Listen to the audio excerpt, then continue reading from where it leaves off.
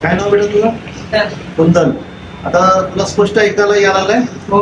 ऐकायला पहिलं तुला किती कमी येत होतं? काही येत होतं का नाही येत होतं? काही सुद्धा येत नव्हतं.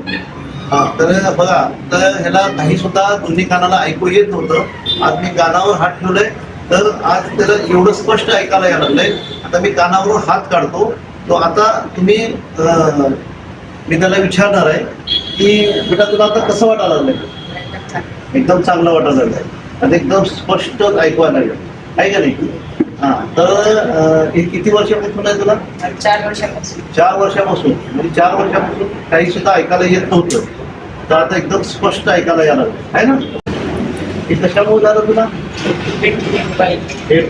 हेडफोन.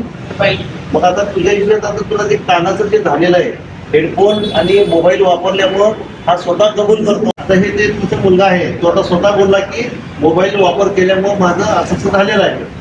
तर किती वर्षापासून? 4 वर्षापासून जाऊ. 4 वर्ष. मग तुम्ही कुठं कुठं दाखवला, काय केलं? त्याला डोळ्याच्या ज्या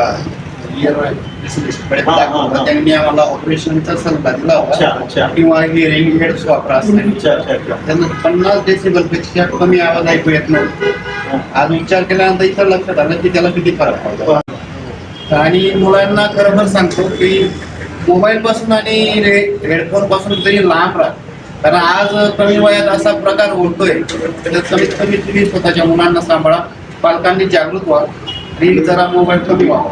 आणि अशी जी मुलं आहेत तर त्यांच्यासाठी त्यांच्या पालकांना तुम्ही काय सांगता? म्हणजे हो, जर तुम्हाला हा व्हिडिओ पाहिल्यानंतर तुमच्या मुलामध्ये जर असे दिसले ते कमी ऐकू येण्याचे, कमी सरांशी संपर्क करा आणि त्यांच्याकडून उपचार करून घ्या, जेणेकरून पुढे त्याचा दुष्परिणाम होणार.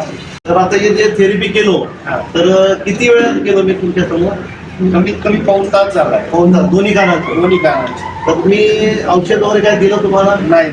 तर हे बिना औषधी न्यूरोथेरपीच्या माध्यमातून हे इलाज होतो.